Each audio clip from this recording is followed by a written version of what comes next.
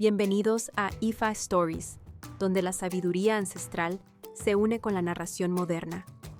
Adéntrate en el mundo sagrado de Ifa, el sistema espiritual yoruba, donde cada historia encierra el poder de la adivinación, el destino y un profundo conocimiento cultural.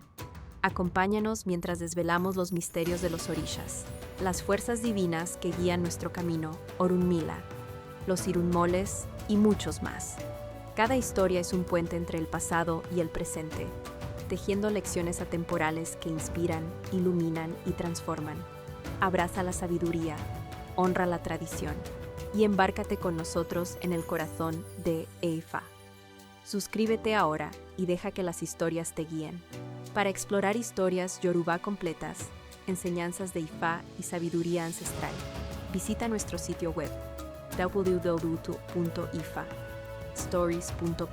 Da un paso en el camino sagrado para acceder a más recursos e información. La entrada al Igbodon. Rezo.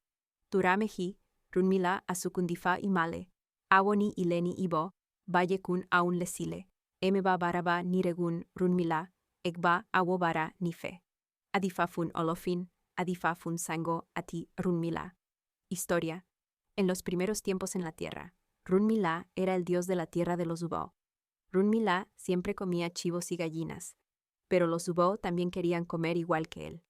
Al ver la envidia que le tenían, un día se indignó tanto que decidió irse a la tierra de Eru, que era la tierra sagrada de Ifa.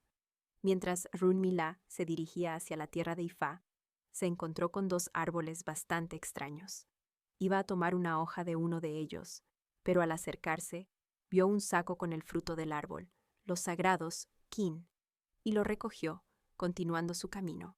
Runmila, que había sido pescador en la tierra de los Bo, continuó caminando por la orilla del mar para llegar a la tierra de Eru, pero mientras caminaba, levantaba mucho las piernas, como si fuera a brincar algo que se interponía en su camino. Esto se debía a que, al andar por la arena de la playa, sus pies se hundían. Este movimiento representa una de las primeras ceremonias que debe realizar el alawo. Después de un largo trayecto, la curiosidad lo venció y decidió abrir el saco que llevaba colgado. Al abrirlo, vio que dentro había un odú pintado, Tap Tura Meji, y justo frente a él se encontraba la tierra de Ile Ife.